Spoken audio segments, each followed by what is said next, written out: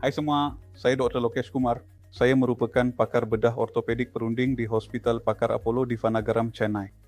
Saya mempunyai pengalaman selama 1 dekad dalam bidang artroskopi dan perubatan sukan dan saya telah melengkapkan latihan fellowship saya di India serta di pusat-pusat antarabangsa di luar negara juga. Jadi hari ini saya ingin berkongsi beberapa tip tentang cara mengelakkan kecederaan semasa menjalani rejim kecergasan anda. Jadi mari kita mulakan. Beberapa perkara yang ingin saya bincangkan hari ini tentang cara mengelakkan kecederaan adalah mudah.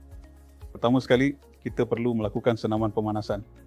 Senaman pemanasan termasuk berjoging atau berjalan kaki selama beberapa minit sebelum anda memulakan senaman.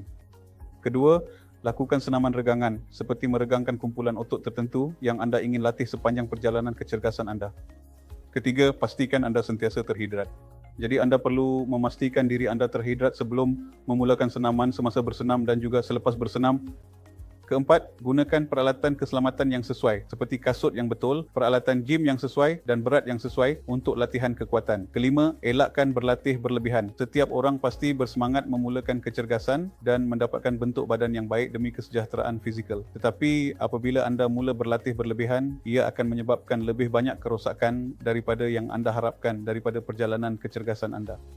Kelima, ambil rehat yang kerap di antara senaman anda supaya anda mempunyai masa yang mencukupi untuk badan anda menyejukkan diri dan pulih daripada kesakitan otot serta untuk mengembalikan tahap tenaga anda sebelum meneruskan ke bentuk senaman seterusnya.